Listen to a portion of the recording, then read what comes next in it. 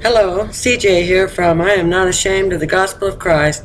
There's so much going on this morning, I just had to do a short video. I'll try to keep it short on some things that are happening. I posted on a couple of them, but I just want to go over a few more things, and I think we're going to start with what the UN has done.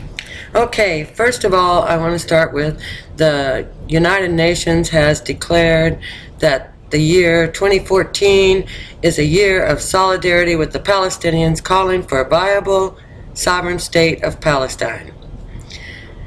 I don't know if you really recognize what this means, but this is prophesied. They're bringing the whole world against Israel. Ron Prosser, Israel's envoy to the United Nations, condemned on Thursday the UN over its declaration of its International Year of Solidarity with the Palestinian people. The UN is used as a tool in the service of Palestinian propaganda. Instead of trying to end the campaign of Palestinian incitement against Israel, the UN provides a stage for Palestinian productions for the media.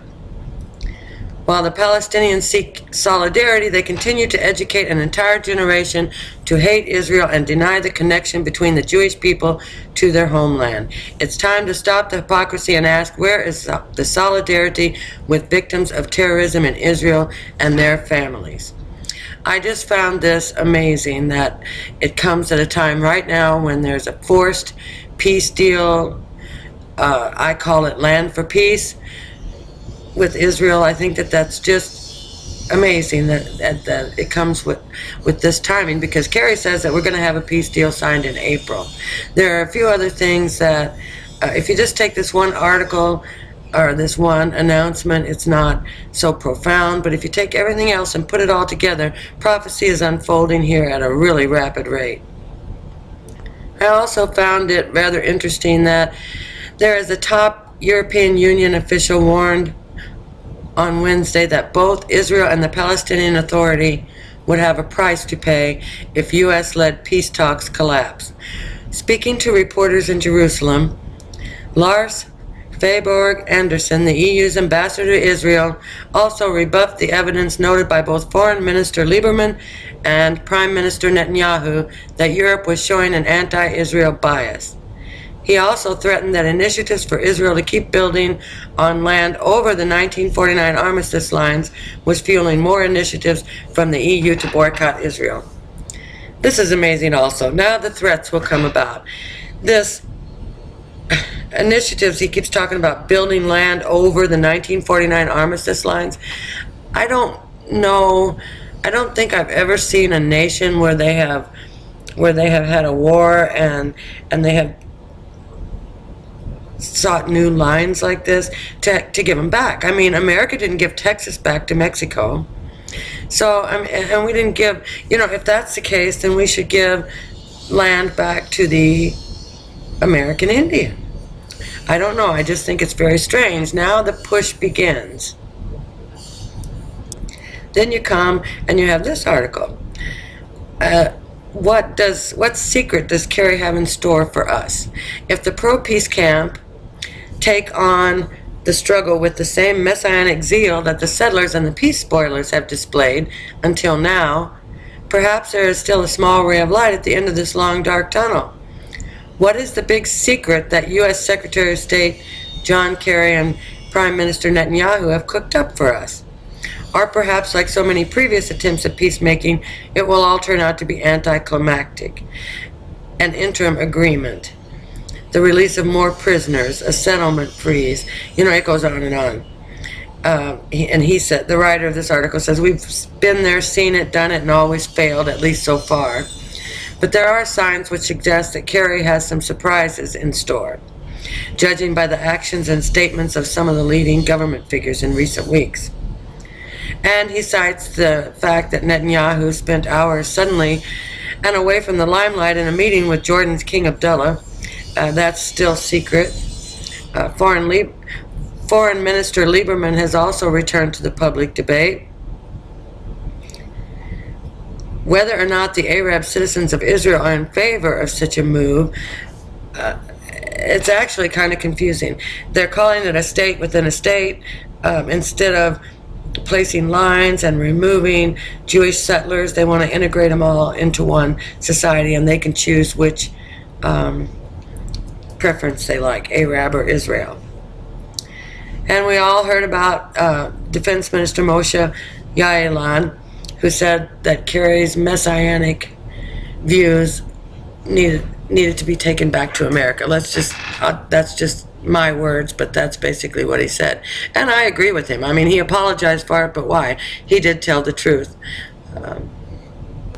Then you get further down into the article, and it talks about AIPAC. AIPAC is also aware that for the first time in U.S.-Israel relations, we are witnessing a shift in power in the American Jewish lobby, as the impact of J Street and an alternative pro-peace message has come increasingly to the fore under the Obama administration.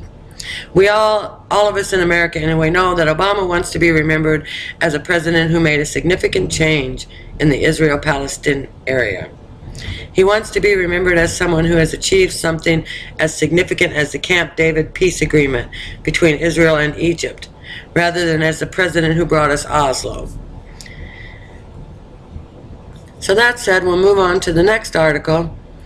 Abbas is reportedly saying that he's ready to meet Netanyahu, possibly address the Knesset. Imagine that.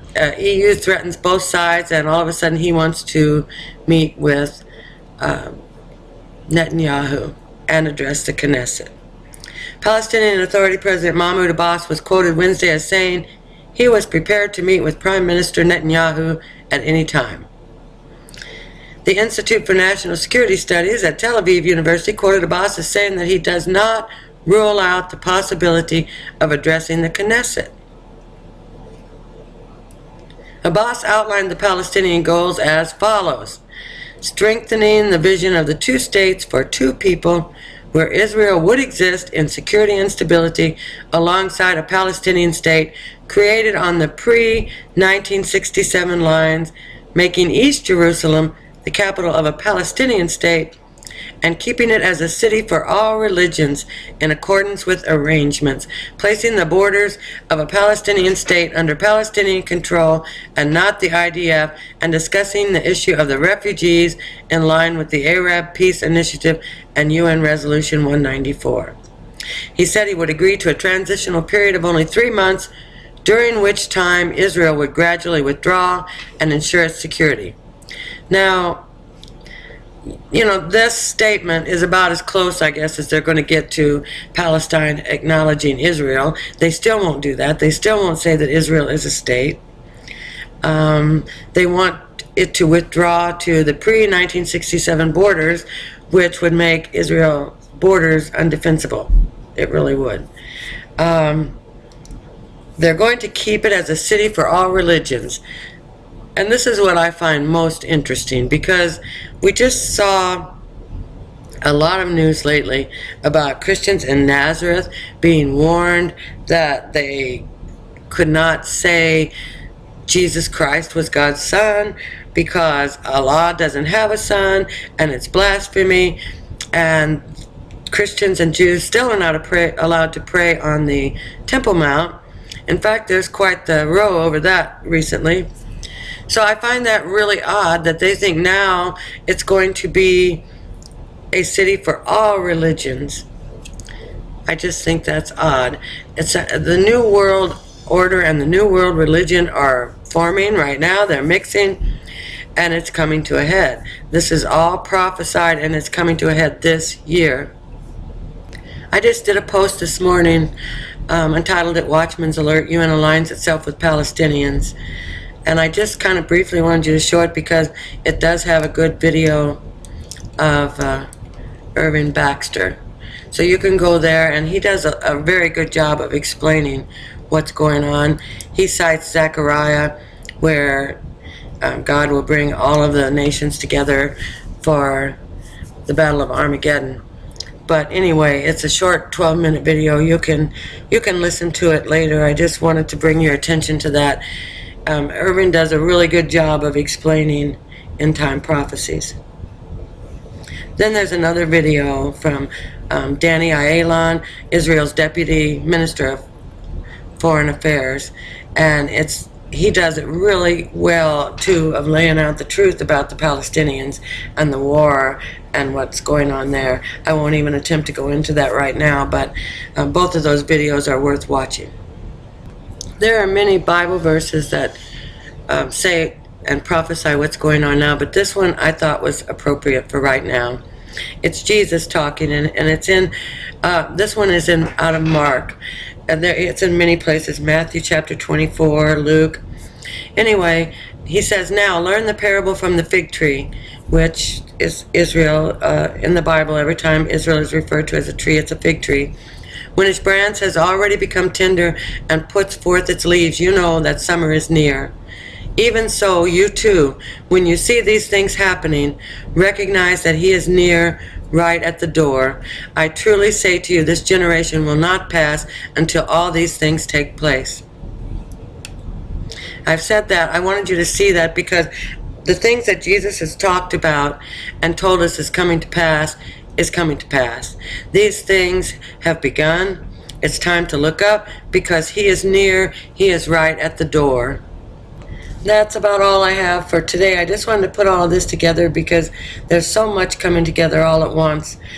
With Israel, with Syria, with the alignments that are being made. They're straight out of Daniel, Ezekiel, Elijah. They all warned against the alignments of Iran, Russia, Syria, Egypt. They all warned against this, and it's all coming together very rapidly to culminate in Revelation. And the mystery of God is about to be revealed, and Jesus is close. You can almost feel him. So until next time, stay prayed up, packed up, and ready to go.